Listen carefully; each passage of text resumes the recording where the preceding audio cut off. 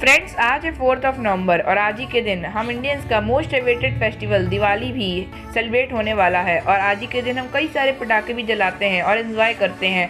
But इसी के साथ साथ पटाखों के लिए कई सारे रूमर्स फैलाए जाते हैं लोगों के द्वारा कि आज ही के दिन इंडिया में सबसे ज़्यादा पोल्यूशन होता है और पटाखों से बहुत ज़्यादा पोल्यूशन होता है और रिसोर्सेज अपने ख़त्म होते हैं और कई सारे अदर डिजीज़ भी फैलते हैं। तो आज मैं आपको इसी रात से पर्दा उठा के दिखाऊंगा कि क्या सच में पटाखों से बहुत ज़्यादा पोल्यूशन होता है और किस हद तक हम पटाखों से पोल्यूशन करते हैं और क्या कोई अदर रिसोर्सेज से भी अपना एनवायरनमेंट हार्म होता है। तो आइए पहले ये जान लेते हैं कि हम लोग दिवाली क्यों सेलिब्रेट करते हैं। तो हिंदू मिथोलॉजी स्टोरी के हिसाब से हम लोग दिवाली इसलिए सेलिब्रेट करते हैं क्योंकि जब राम जी को नया राजा घोषित कर दिया गया था अयोध्या का, तब के कई माता ने भरत को नया राजा बनाने के लिए आग्रह किया राजा दशरथ से और राम को 14 साल के वनवास को भेजने के लिए कहा। और जब राम जी 14 साल के वनवास में सीता जी और लक्ष्मण जी के साथ गए थे तो वहाँ पर शूर्पणखा नाम की एक रावण की बहन वो वहाँ पर आई और राम जी से अब उस शादी के लिए आग्रह करने लगी। फिर उन्होंने लक्ष्मण जी से पूछा, वो भी मना कर दिए।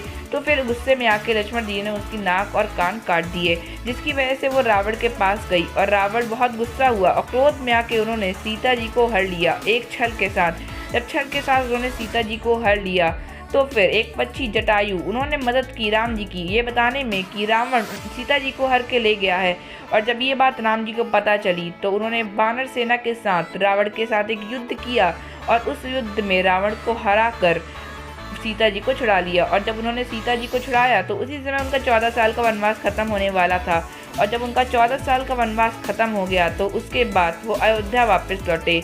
और अयोध्या वापस लौटने के बाद अयोध्या वासी राम जी को बहुत प्रेम करते थे और प्रेम करने के साथ साथ जब वो अयोध्या लौटे तो राम जी के स्वागत खूब धूमधाम से किया गया और वहाँ पर खूब सारे दिए और दीपक जलाए गए।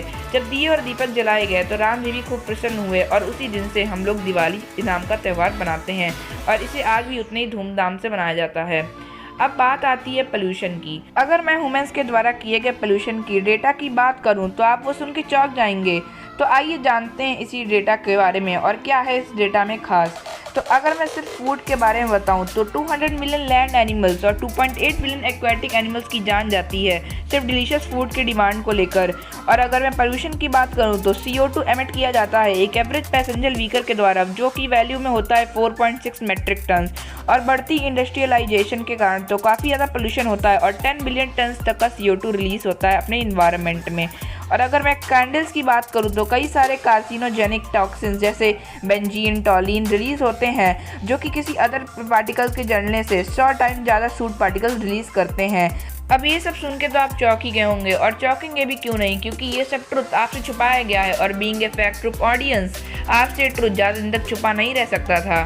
और अगर मैं बात करूँ क्रैकर्स की तो ऐसा नहीं कह रहा मैं कि क्रैकर्स से पोल्यूशन नहीं होता है। क्रैकर्स से पोल्यूशन होता है और काफ़ी हाई मात्रा में होता है, जिसमें कई सारे कार्बन डाइऑक्साइड, मोनोऑक्साइड और कई अदर सल्फर जैसे पार्टिकल्स रिलीज होते हैं, जो कि काफ़ी हार्मफुल होते हैं किसी भी पार्टिकुलर पर्सन की हेल्थ के लिए और अपनी इन्वायरमेंट के लिए भी।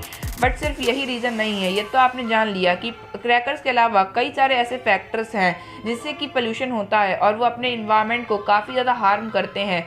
तो क्रैकर्स को हम लोग कम कर सकते हैं, उनके इफेक्ट को कम कर सकते हैं और धीरे धीरे एलिमिनेट भी कर सकते हैं। और ऐसी नई टेक्नोलॉजी ग्रीन क्रैकर्स की आ चुकी है जो 40% तक पोल्यूशन कम करती है, क्योंकि उसमें वाटर पार्टिकल्स होते हैं। सो अब आपको ये पता चल ही गया होगा कि किसी भी पार्टिकुलर रीजन के फेस्टिवल को हम लोग टारगेट करके नेचर की सुरक्षा की बात करें तो वो गलत है और किसी भी पार्टिकुलर रीजन को हम लोग को टारगेट नहीं करना चाहिए, क्योंकि सबकी फेस्टिवल अपने अपने जगह पे रिचुअल्स के हिसाब से सही हैं और हम लोग को बीइंग एंड ह्यूमन बीइंग अपने नेचर की सुरक्षा करनी चाहिए और कई अदर इनिशिएटिव्स उठाने चाहिए जिससे कि अपने नेचर को कम से कम हार्म हो। तो guys, thanks for watching the video and don't forget to like, share, subscribe the video and at last happy Diwali to you all.